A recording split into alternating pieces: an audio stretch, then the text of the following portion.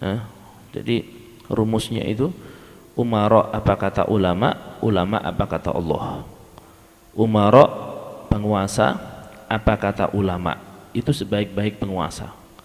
Jadi sebaik-baik penguasa itu adalah penguasa yang apa kata ulama.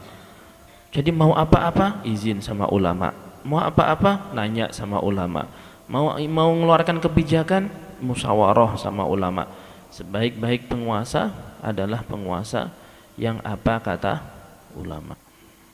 Seburuk-buruk ulama adalah ulama yang apa kata penguasa. Na'udzubillah. Semoga Allah jauhkan kita dari hal-hal yang seperti itu. Ijlisu.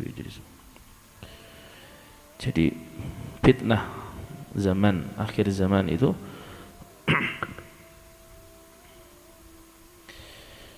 fitnah akhir zaman itu diantaranya adalah banyaknya ulama yang mereka itu nurut sesuai dengan request umara.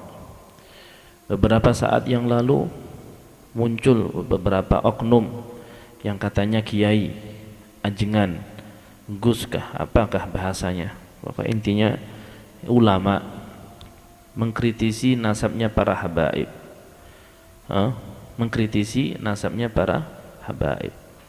Kan kurang kerjaan sebenarnya, kurang kerjaan.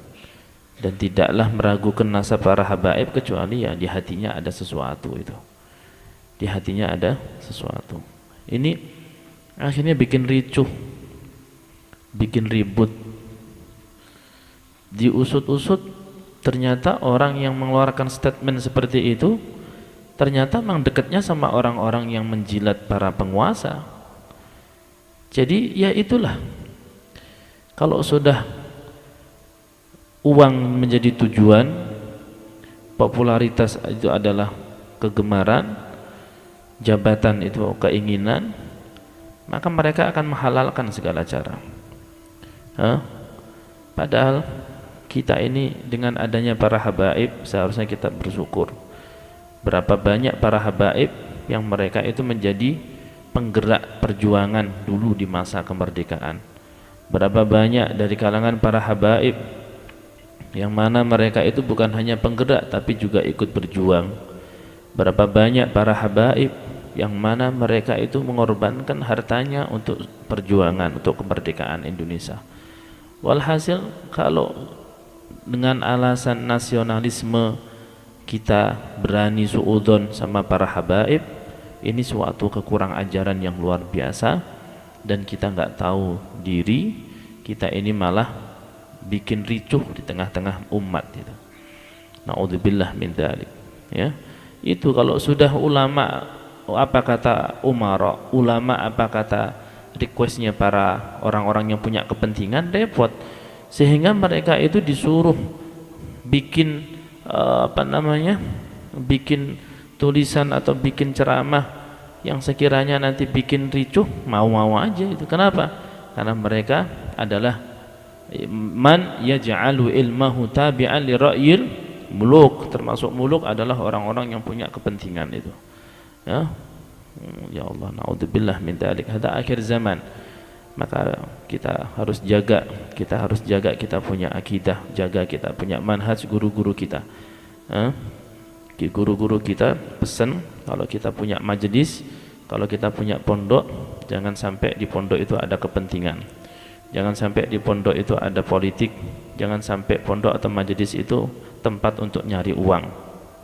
Intinya no kepentingan, no politik, no uang. Itu pesan Abu ya.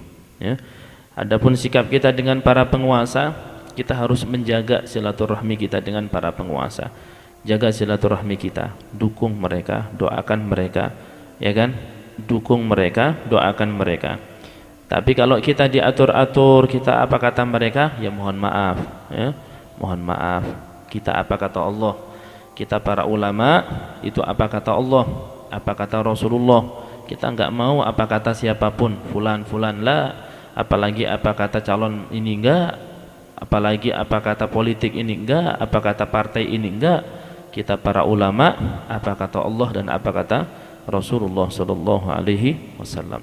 Adapun sebaik-baik pemimpin umara itu adalah pemimpin yang apa kata ulama. Nah ini kalau itu dipahami, seorang pemimpin dia itu berusaha apa kata ulama, maka dia akan bisa menjadi seorang pemimpin terbaik.